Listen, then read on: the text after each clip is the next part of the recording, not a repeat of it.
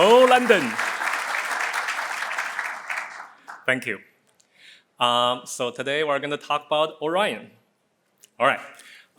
Before we talk about AR glasses, I want to cite some terminology, basic stuff. You may have heard VR, virtual reality. You may have heard MR, mixed reality, and AR, augmented reality. In case you're not familiar, let me just give you a rundown on what the terminologies are. Start with VR, virtual reality. Many of you may have played VR games. You may be staying in a corridor shooting aliens. You may be in a submarine. When you play VR games, you actually do not want to see the physical environment. You want to be fully immersed in the virtual world. So a VR device, by design, will block your senses from the physical environment, right? So that's VR. MR, mixed reality, is one step further from VR, so the device still blocks the light. But sometimes you want to see what's going on in the environment. So what you do is basically put a couple cameras in front of the device. Then the information just goes through the camera, goes through the electronics, go on the display, and so that's a pass-through, all right? So you'll see the environment, but it's actually going through the camera to the display. The physical device is still blocking the light. So that's mixed reality.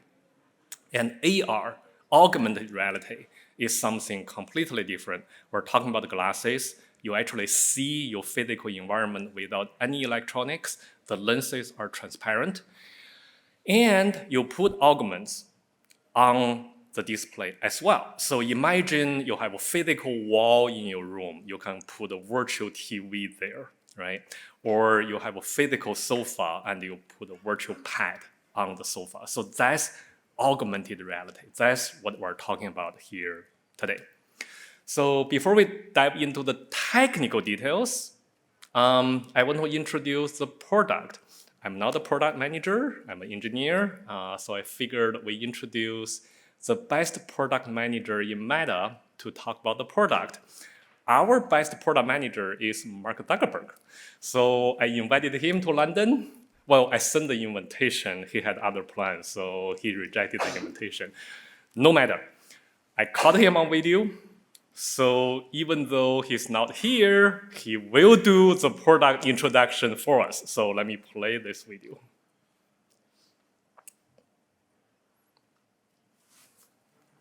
This is Orion, our first fully functioning prototype, and if I do say so, the most advanced glasses the world has ever seen.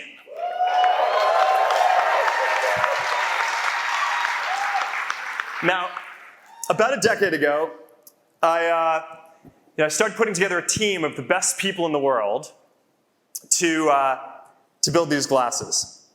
And the requirements are actually pretty simple. But the technical challenges to make them are insane. They need to be glasses, not a headset, no wires, less than 100 grams. They need wide field of view, holographic displays, sharp enough to pick up details, bright enough to see in different lighting conditions, large enough to display a cinema screen or multiple monitors for working wherever you go, whether you're in a coffee shop or on a plane or wherever you are. And you need to be able to see through them. And people need to be able to see through them too and make eye contact with you. Right? This isn't pass-through. This is the physical world with holograms overlaid on it. So if someone messages you, you will see that. And instead of having to pull out your phone, there will just be a little hologram, and with a few subtle gestures, you can reply without getting pulled away from the moment. Or if you want to be with someone who is far away, they're going to be able to teleport as a hologram into your living room, as if they're right there with you. You're going to be able to tap your fingers and bring up a game of cards or chess or holographic ping pong or whatever it is that you want to do together. You can work or play or whatever.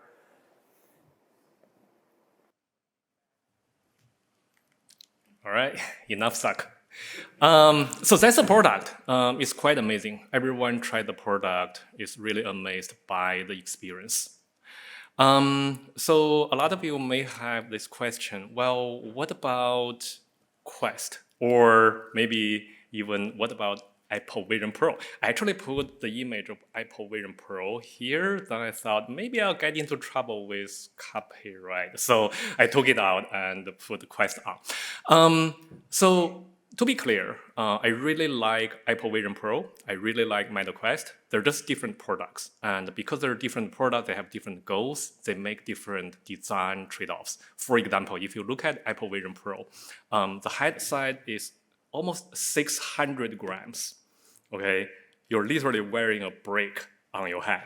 And even with 600 grams, there's a wire coming out. Why? Because there's a battery pack. The battery pack itself is another 350 grams. They cannot put it on the head, it's too heavy. Whereas for this one, we make very, very different trade-offs, right? So if you put AVP on, you get the awesome display. Their goal is to get the best display, and they did, no question. This one, if you compare the display, it's not as good as Apple Vision Pro. It's not even as good as Meta Quest. But the key here is 100 grams. You can actually wear it comfortably on your face. You actually see the physical world. That's the product experience we want to get, right? So they're just very different products trade-offs. So we're gonna have talk about 3 parts of the product. Obviously, you have the glasses. That's the highlight of everything. That's the focus. We also have the EMG band. I'll talk in detail. So that we use for input. And finally, we have the compute park. The reason we have the compute park is we want to offload as much compute as possible from the glasses so that we can keep the glasses lightweight and comfortable to wear. All right, let's turn the attention to the most exciting technology. So the display here, actually, we spent years and years perfecting. It was extremely hard. When we started, not just Meta doesn't know how to do this, nobody in the world knew how to do this at all. So what we end up doing is we have micro LED projectors. They're on the temple arm, the front side of the temple arm. And we actually did our own custom micro LED projector. The reason we did our own was we got to the tiny pixels, the smallest, the finest grain of the pixel density in the whole world. Nobody else did this before. So we had to do our own micro LED projector, but that was only the starting point of the journey of the photon. So you can imagine the photon get generated by the micro LED projector, but then you need to get into your eye, right? The projector is not in front of you, it's actually behind you. So what happened is, in the lenses, there is a waveguide. The way the waveguide works is the photon coming out of the micro LED from the side here, get into the lens, and get reflected many times, back and forth on the lens, until it's the right time and the right place for the photon to hit your eye. Then it comes out of the waveguide into your eye. So you can imagine how precise you need to control the position. So for people who wear glasses like me, you're probably aware, for normal glasses, the index, refraction index is relatively low. To get higher index, you actually go high index plastic, like what I'm wearing right now. So even that is not high enough, okay? If we use high index plastic like this to build the display is gonna be really big and really thick. You do not want to wear that in your face. So we end up using silicon carbide. Again, it's something that nobody in the world knew how to do. Silicon carbide is not new, but using silicon carbide to build the lenses and the waveguide, that was completely new. We spent years perfecting the technique, the process to make it actually work. And the end result is we have this really big field of view, 70 degrees field of view. Everyone who try on the glasses get impressed by, wow, it actually feel like you're putting augment on something live, and that is a wow factor. There are many cameras on the glasses. You may or may not be able to see. So there are 4 outward-facing cameras. Their purpose is to figure out the geometry of the environment and where the glasses is relative to the environmental geometry. I'll talk about that later when I talk about the world law rendering stuff. And there are also inward-facing cameras for eye tracking. It can figure out what you're looking at, and what you're looking at actually become an important input signal into the system. There are speakers, batteries, like I said, everything is connected wirelessly. There is no wire coming out of this, and it has 2-hour battery life, so it's pretty amazing. All right, so this is the same device. We built a handful of the devices with transparent casing, so you can see through and see what's inside. There's not a single millimeter gap in there that's not packed by something useful. Everything is packed with microelectronics. So one thing I want to call out, usually when you think about this kind of device, you make analogy to a computer. And when you think about a computer, you get a CPU. And usually when you think about small devices like a phone, like a watch, there's SoC, system on chip. So you pack CPU in there, you pack GPU in there, you may put your DRAM on there as well, and I/O controllers, a bunch of things. What we have here is different. We don't have a single CPU. We don't have a single SoC. Instead, we had 11 microcontroller units, and they're custom-designed silicon. You may ask, why? Why go that far? The problem is thermal and heat dissipation. So imagine we have a single SoC, like a phone or watch. There's a lot of compute going on these glasses. I just said there are 4 outward-facing cameras computing the geometry of the environment. There are 2 inward-facing cameras computing your eye positioning. There's a lot of compute going on. So if we put all the compute load on a single CPU or SoC, then what happens is that tiny square will generate a lot of heat. And we do not know how to dissipate that heat. That will become a hotspot, and anything surround that square will melt. So instead, we put 11 microcontroller units in there. And you can imagine the complexity it brings. It's like on this headset, on these glasses, you're working with a distributed computer cluster. So everything becomes complicated. You want to debug, you want to figure out what's going on, well, you're debugging distributed computing here. Even booting is complicated just to make the 11 microcontrollers boot up and coordinate and start talking to each other, right? Everything is complex, performance work is complex, software update is complex. We spend a lot of time dealing with the issues there. You may ask, hold on for a moment. You're lying here because you just said there are 3 parts. One of them is the compute pack.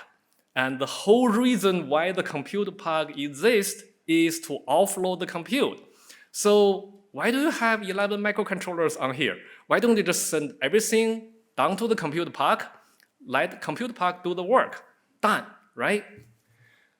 There's another problem.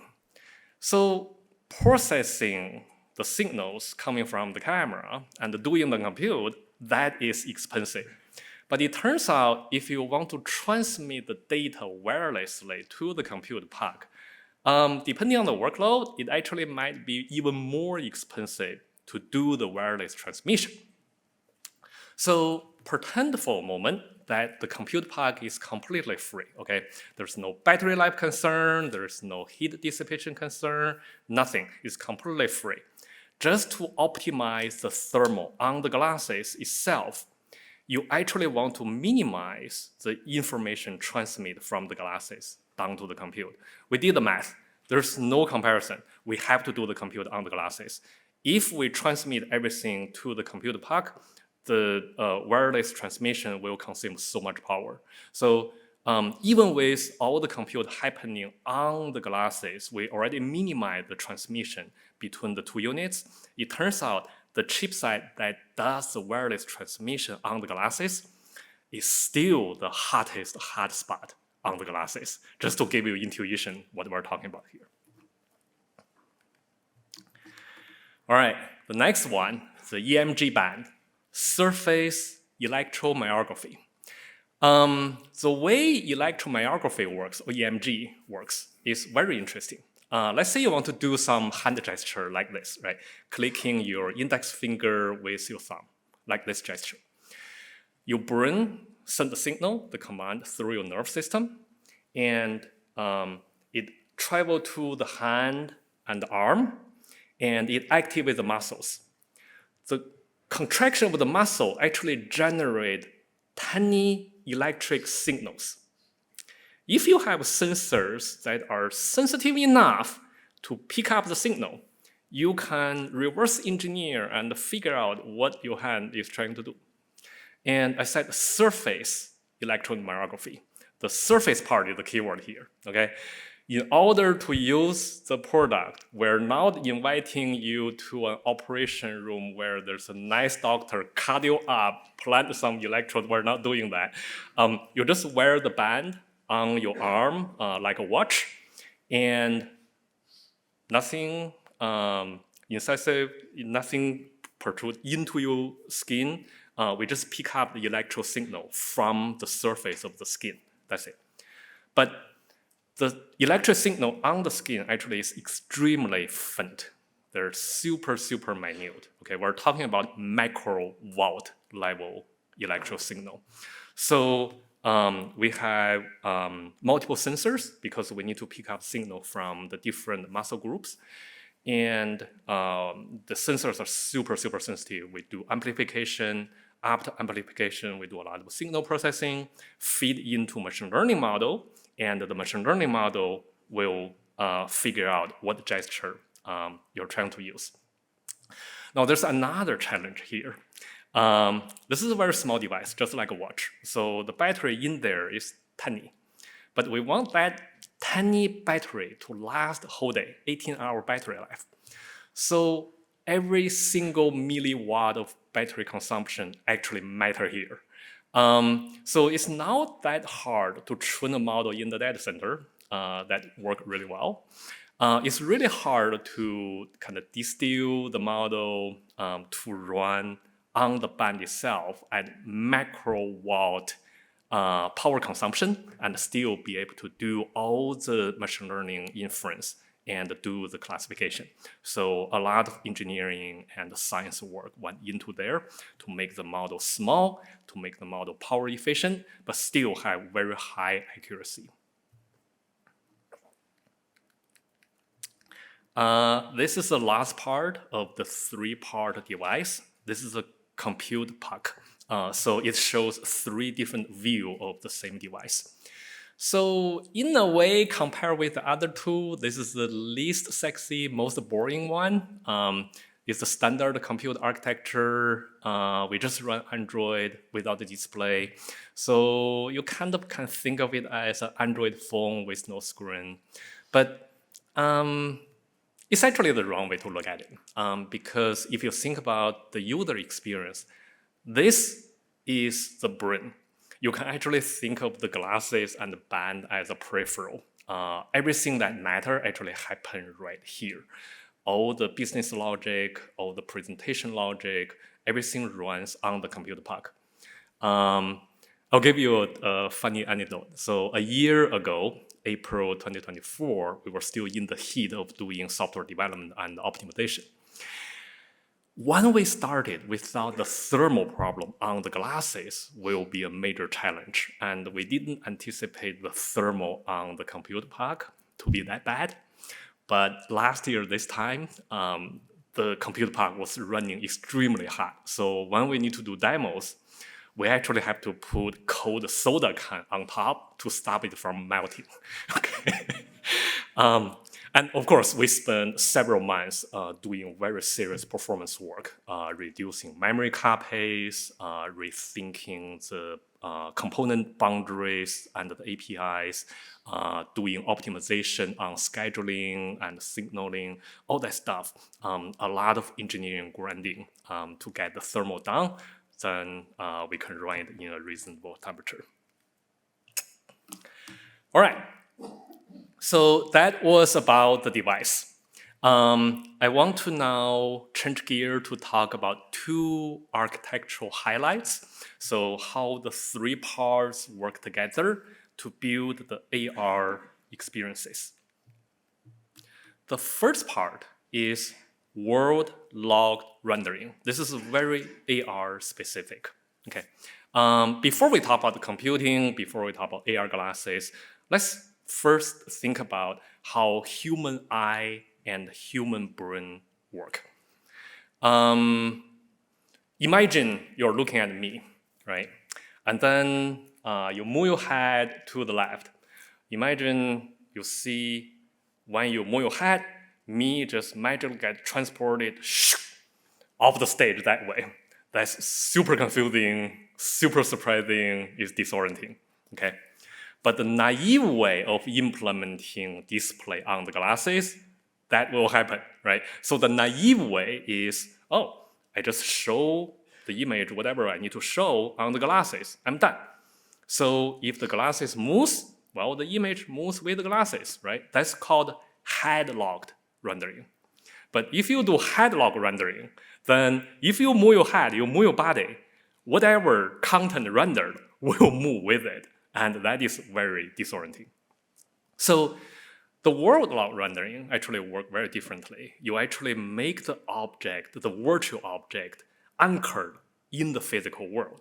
So over millions of years of evolution, human eye and brain already work out how to make it work. Like if you're looking at me and you move your eye and move your body, you spend no effort, but your eye will keep looking at me. Even though your head moves, your body moves, your eyeball just move to compensate the body movement and your head movement. So world lock rendering is where we put the virtual content in the display anchored on the physical world. But in order to make this work, it's actually pretty complex if you think about it. So we talk about SLAM. So SLAM stands for simultaneous localization and mapping. Okay. So mapping is how you figure out the geometry of the room. Like, oh, there's a wall there, there's a table there, there's a sofa there, and you build a point cloud to represent the wall, the sofa, the table, the furniture, the human, etc. So mapping is to map out the geometry of the environment. And localization is where you are in relative position of the physical environment. VIO is very related to SLAM. VIO stands for Visual Inertial Odometry. So what you do is you actually use multiple cameras. One camera usually is not enough. You need multiple cameras. And also you use your IMO sensors.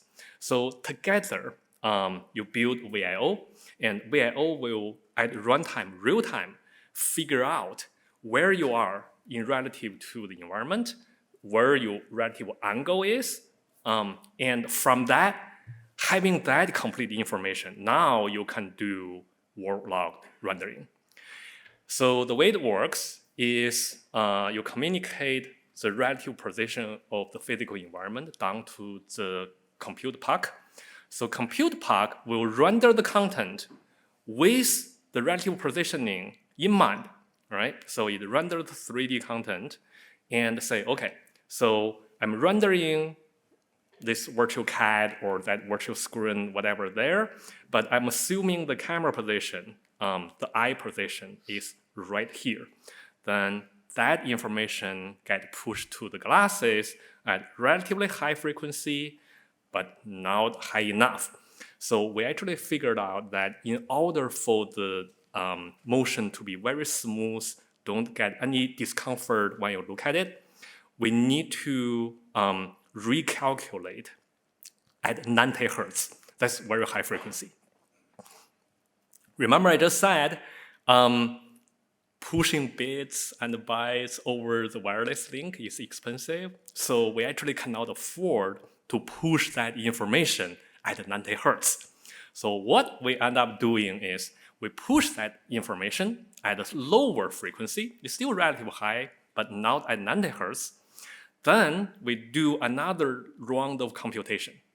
Okay, so the glasses does SLAM and VIO at high frequency at 90 hertz, and if your head moves tiny little bit, it still takes the old frame computed from the compute park, then it does reprojection, real time at 90 hertz to readjust how your eye should see the content. That way the content stay where it is in a very smooth and non-surprising fashion. Remember at the very beginning, I talked about the wide field of view, 70-degree field of view. Usually, we actually don't use the entire 70-degree field of view. It's actually a smaller field of view. The reason it is because of the word log rendering. Imagine you feel your field of view, and then you move your head a little bit. Then what happens is when you move toward the left, the right-hand side gets cut off.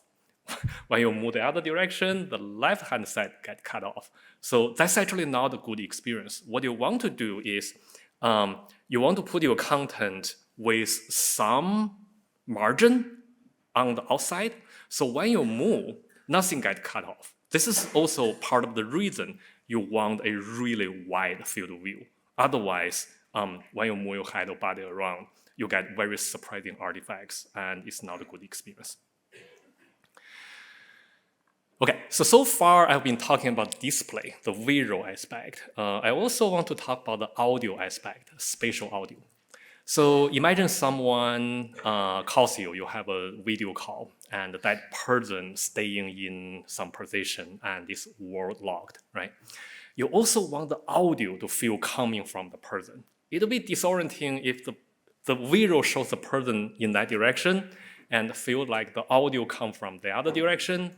Or if you wear normal headphone, sometimes the audio kind of coming from inside your head.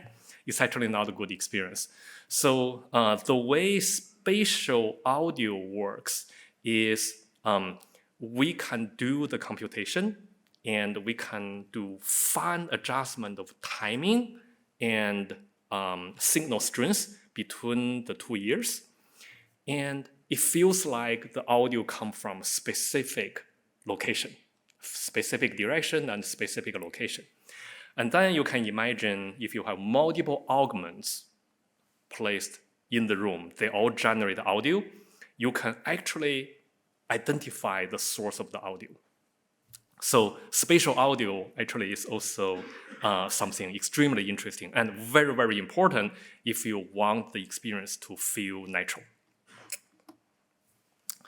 All right, so that was world log rendering. It was very relevant in the AR glasses field. Another part are inputs.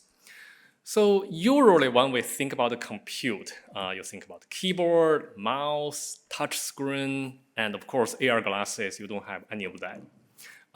You don't have a keyboard to work with, you certainly don't do touch screen like this, right? So how do you do input? How do you interact with the device? We end up using 4 different input modalities. We use eye tracking, hand tracking, EMG, which we talked about earlier, and voice commands. It turns out not a single input modality is the best. The best actually is you fuse them together. They work in concert. you actually get the best user experience. It's the most natural. So how eye tracking work is you have a bunch of infrared illuminators shine infrared light on the eyeball. And then you have inward-facing camera that read the image and figure out the pattern of the infrared illumination. And from the image, if you do enough computer vision and machine learning and just keep on improving the model and algorithm for years, you actually get really, really good accuracy figuring out where your eye is looking at. So that's great. So from eye tracking, we can figure out what object you are looking at in the physical world. We can also, if you have the virtual display, let's say you have a panel and there's some buttons on the display, you actually can figure out, oh, the person is looking at the button. Therefore, the button can light up and showing the focus. So eye tracking is great for identifying what the user is paying attention to. Okay. We already talked about EMG. So use EMG, we can figure out different gestures like tap here, tap and hold, or even some of the fine-grained like up and down or swiping sideways, gestures like that. So combining that with the eye tracking is really good because eye tracking, it gave you the targeting and the focus information. It's hard to use the information to activate something. Like it knows you're looking at the button, but when do you want to click the button? You don't want to use blinking to click the button, trust me.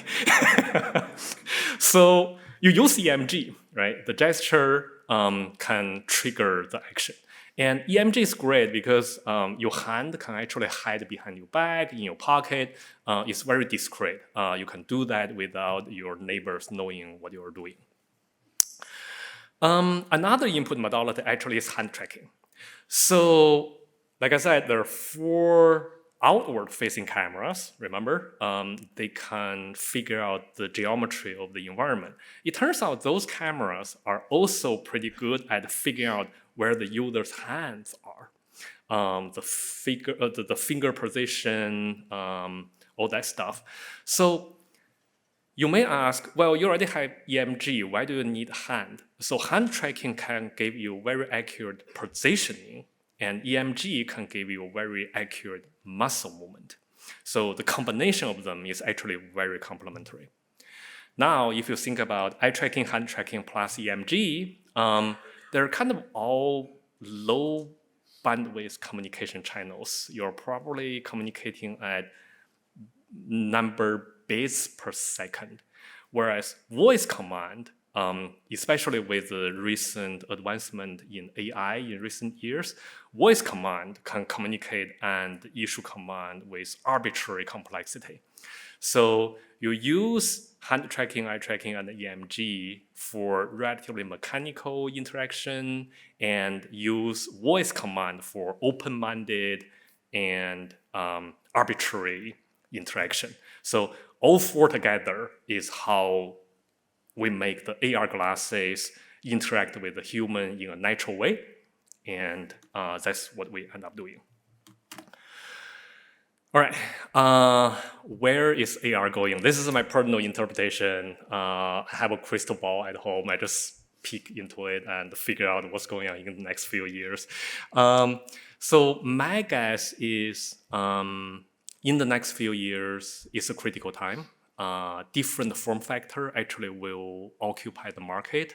It's not like one form factor will mean. So what I mean is there will be a spectrum of products, the simplest being audio-only glasses where there's a microphone, there's a speaker, pretty much nothing else, doesn't even have a camera. You may have seen some of the product on the market.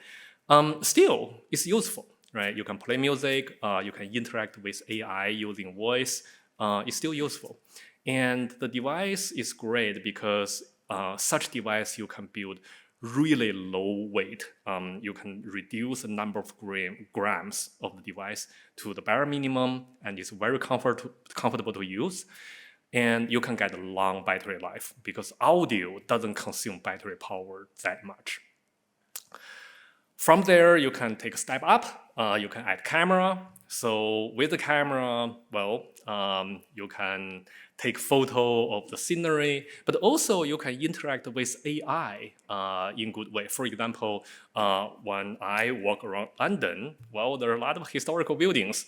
I want to know what they are. I want to know stories. So if you have a smart glasses with camera on, you can actually ask AI, what is this building? Tell me the history. The AI can use the camera to take a photo, use a photo to identify what building it is. It can actually tell a story about the building, right? So that's great. Next step up, you can add a simple display. Not what we just talked about, 3D, fully holographic, but a simple display is still useful. You can get notifications in discrete fashion. You can get some information, like for example, if you're walking around and want to get the pedestrian navigation directions, you have to pull your phone out from time to time. But if you have glasses with a very simple display, very simple, then you don't need to pull your phone out. You can get the direction right there. And the final frontier is what we were talking about, fully holographic 3D AR glasses. They're expensive to make, but I think they're the future. And next few years, there will be many, many devices from all kinds of companies on the entire spectrum. We'll see who wins the market. That's my prediction. All right. So enough about AR glasses. I want to talk about lesson learned when we did the project. I think the lesson learned here will apply pretty broadly to any complex project, not just AR glasses. Let's see. First thing I learned is be ambitious, but be ambitious selectively. Meaning, if you're doing work, running a project, producing a product, and you're just doing the boring work, then the product will come out boring. But if you have some ambition, something completely new, right? That's what we all want to do. But you do want to minimize the new tech investment. You heard what Mark Zuckerberg said. Orion took 10 years to develop, a whole decade. The reason it took 10 years was there were many, many NTIs, new technology investigations. If you have one, you have reasonable chance. If you have two, the chance gets smaller, smaller, smaller is a geometric sequence. So you don't want to have too many. From Gunpei Yokoi, he was a Japanese technical luminary. He had a famous saying. He said, lateral application of withered technology. What does that mean? It means you find a piece of technology that's well developed, well known, super cheap to make, but you find the surprising and novel applications of the technology, and you build your product that way. That is the best way to build products, to be clear. So when you build your product, focus on the challenge you must solve, not the challenge you want to solve. And also run lean, run mean, and reuse as much as possible. So a common question I get after developing Orion AR glasses was actually, did you really need a new operating system? Like, let me unpack that. So what do you mean by operating system? If you are talking about the kernel, the device drivers, then no, we actually didn't, right? So we're using Linux kernel, we're actually running Android. But if you think about the operating system as a set of APIs and the contract that application developer need to use in order to build the business logic, then the answer is yes. Why? Because there's no standard API for eye tracking. There's no standard API for hand tracking. There's no standard API for EMG input. There's no standard API to fuse all the input together and figure out how to trigger the 3D holographic output to put on your wall in a Verilog rendered format, right? So we need to build new APIs. We need to build new contract. From that sense, yes, we had to build a new operating system. So that's one. Orion was super complex. We had hundreds of engineers working on it for a long, long time. And definitely, one way to manage the complexity is through testing. So you're probably familiar with the separation of unit testing from integration testing, from end-to-end testing. But in many ways, they're kind of like oversimplification. Sometimes you actually want to cut the dependency chain at different layers, so you may end up a spectrum of integration tests. Sometimes you actually want to do end-to-end testing in different fashion, so you end up with many different kind of end-to-end test suites. And the reason I say manage complexity through testing is if you can define component boundary and the work unit clearly, then you have a way to simplify and allow the complexity to be managed. And testing is the only way. After 2 decades of experience, is the only way to really define. All the APIs will get out of date. All the documentation will be deprecated. They go out of date. Tests are the only source of truth. And you can also run stress testing, fault injection, fuzzing. They're all very, very interesting and good technique to run testing. Finally, if you do run hardware projects, then besides the actual hardware you use, it's important you figure out how to use development boards, proxy devices that are not really yours, but you can run some code to figure out something, and emulators. Don't go cheap and skip investment on this. They will save your life. Iteration speed is extremely important. You may start later than your competitor, but if your competitor iterate at monthly cycle and you iterate at weekly cycle or even daily cycle, then you can catch up very quickly, okay? And in order to improve iteration speed, keep it simple. Solid infrastructure and engineering quality really helps. A lot of time, the reason you cannot iterate fast is actually, well, we land some code and now the product is broken, right? So you have an engineering quality problem. So keep the engineering quality high. Do not land the code until it's actually high quality, and use the testing as a guardrail. And talking about engineering quality, I can tell you, prototyping code always finds its way into production. So don't pretend, I'm just writing some prototyping code. Don't worry about testing. Don't worry about the code coverage. Don't worry about API cleanness. It's fine. No, it's not. It will become production code and you will regret, trust me.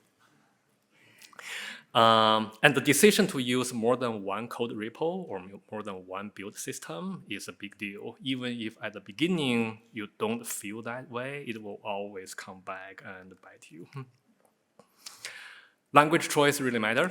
I myself, I spent over 2 decades on C++, but no matter what experience you had with C++, you always run into problem with memory safety and threading safety, always, no exception. So I'm not saying don't use C++, I'm just saying if you do, just be planned. Plan to spend time on debugging the nasty problems. If you use languages like Python, Java, JavaScript, TypeScript, etc., chances are you will have less problem with memory safety and threading safety, but the performance might be an issue that you need to pay attention to. So again, use them, just be aware of the strengths and weakness, and be planned to spend time on performance. Rust is an interesting programming language. If you're not familiar with Rust, I actually suggest you spend a little bit of time looking into it. You don't necessarily have to use it, but just know what it's capable of, right? So it gave you bare metal performance like C++, but it, at compile time, got rid of a bunch of problems with safety issues in C++. Oversimplified summary is, if the Rust code compiles, assuming you're not using the unsafe keyword, if the code compiles, then you don't have undefined behavior in your code. So that's great. Also, regardless what you do, always invest in static analysis, linters, profilers, all that. Hardware, software co-design is important, but it's also very, very expensive. So think twice before you decide introducing your own hardware component. If you can build an app, if it can stay software only, do it that way. It's much, much cheaper. You can iterate much faster. And chances are you will build even better product experience. But if you have to introduce hardware, do that. Make sure your hardware team and the software team talk to each other every day. And doing software hardware co-design does move the needle on some immutable barriers. For example, we talk about Orion. There's no way we make this a hardware-only project. There's no way we make this a software-only project. The only way is we grind on both hardware and software and co-design. They benefit from each other's progress and make it work. Performance is a hard problem, always. Latency, throughput. So what you want to do is you want to systematically track performance in a dashboard. You want to know the performance of your system, and you want to build strong tooling and infra to really understand the performance characteristics of your code and your system. And if you see performance problem, you just need to put dedicated focus. You may actually have to stop the program on everything else, let the team focus on performance for a while. All right, last one, technical leadership. So many of you are already in the technical leadership position. For the young people here, you probably aspire to become a technical leader later. So my 2 decades of experience, these 4 points are the most important. If you set the direction wrong and let the team run toward the wrong direction, the faster they run, the further away they get away from the goal. So set the direction right. Focus is extremely important, especially when you have a large team. Every person, every team have their own favorite feature. It's human nature for them to do their favorite stuff instead of do what's important, okay? So if you are towards the end of the project and your product crashes every hour and there's a team spending their weekends on the Easter egg they built in there, you have a problem. Okay, you just need the whole team to focus on the most important features and the work. Clarity, especially clarity in communication. We're all experienced professionals, but still sometimes we don't communicate clearly. Sometimes, or often, or almost always, you get the point. Try to write short documents. If you see a 30-page document, think about how to reduce that to 3. If you see a 3-page document, think about how to reduce to 1. Make sure people who read the document know exactly what's happening. Make sure the decisions are communicated clearly.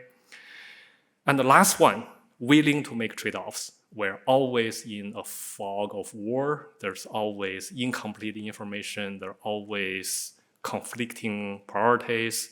If you don't make trade-off decisions, your product becomes a mess. So be willing to make trade-off choices. All right, so that's all.